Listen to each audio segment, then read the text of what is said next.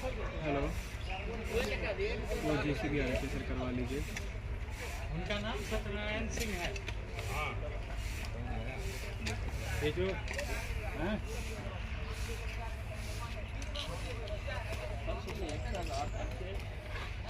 महाराज वो तो बचपन मिला कंधा लगा तो क्या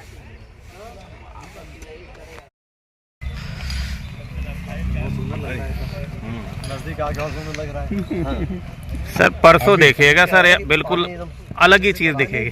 छठी की छठा हो गया रहेगा ये। आपकी बात गंदगी नहीं है तो यहाँ पानी बहुत साफ निकलेगा। नीचे पानी की दिक्कत नहीं आई गुजरात वालों को।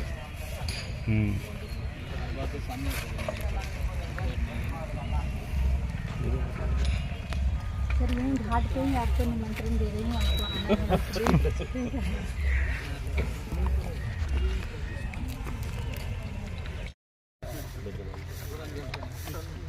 आओ प्रधान जी, आप आओ आगे।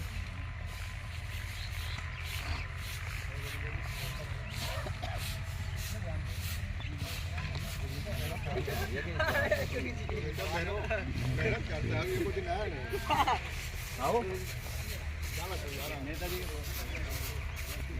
सूर्य छठ घाट बाबा कॉलोनी।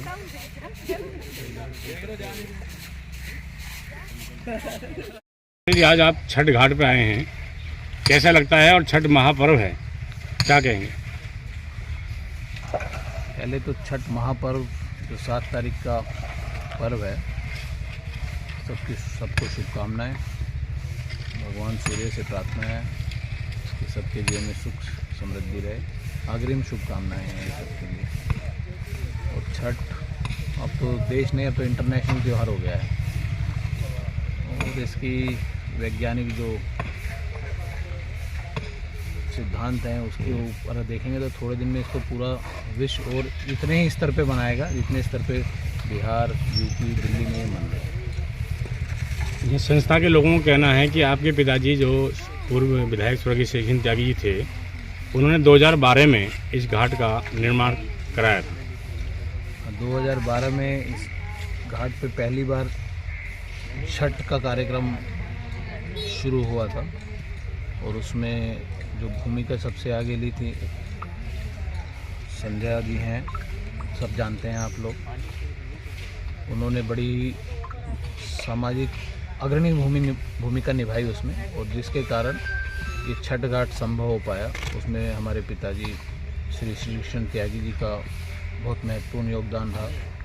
ग्राम सभा की ज़मीन है, सबके काम आनी चाहिए, और छठ जैसा पर्व उस जगह पे होता है, इसमें हम गौरवान्वित महसूस करते हैं अपने। चंचल जी, देखा जा रहा है कि छठ के पूजा में भी राजनीतिकरण हो रहा है। वो लोग राजनीतिकरण करेंगे नहीं तो छठ समिति के जो प्रधान जी हैं सत्यनारायण जी, जब नाम ही सत्य है तो लोग तो राजनीति करते रहेंगे अपने, उनको करने दीजिए। उनको तो हर चीज़ में राजनीति है इस देश में।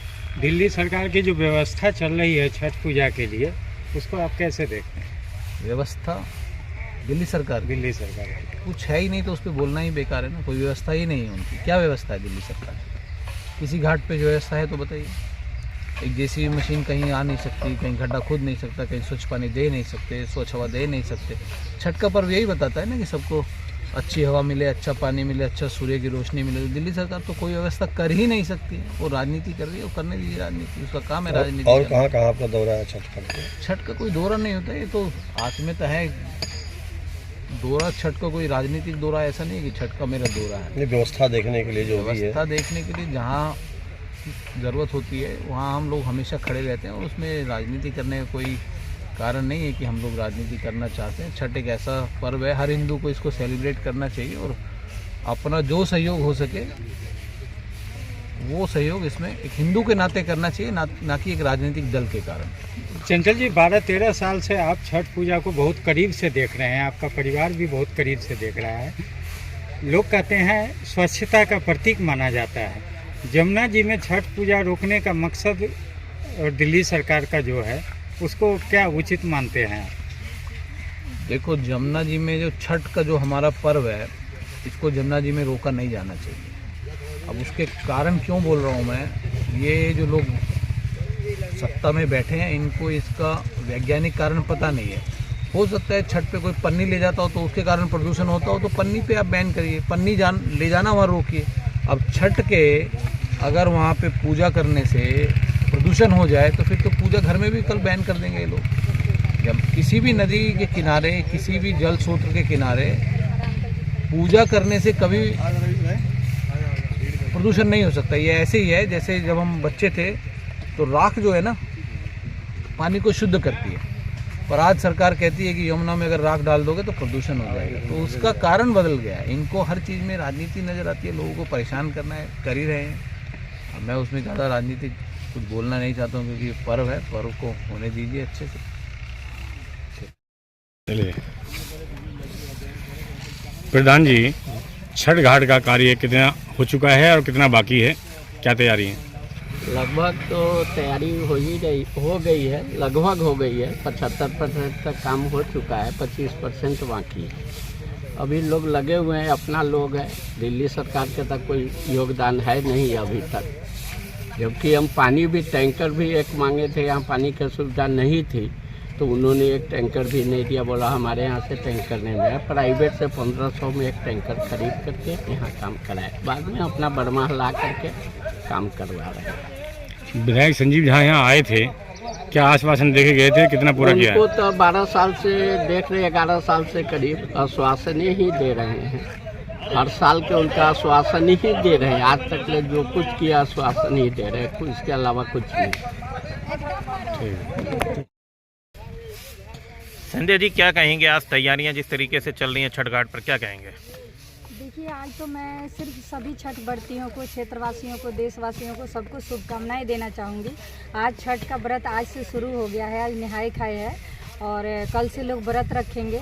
तो इस पर मैं कुछ और अब शिकायत करने का कोई मौका है नहीं। अब तो व्रत होना ही है, काम ज़्यादा हो कम हो, तैयारी हो गई है लगभग हमारे यहाँ। तो मैं शुभकामनाएं देना चाहूँगी और हमारे यहाँ जगह की कोई दिक्कत नहीं है।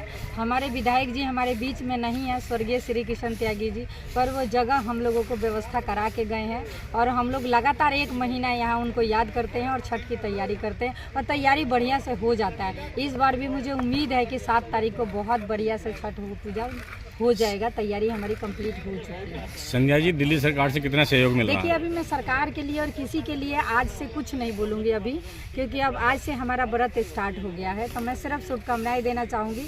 करने वाले को भी बधाई हो, जो इन्होंने मेहनत किया, काम किया, जो नहीं कर रहे हैं उनको भी बधाई हो। ठीक है, जय छठी मैया।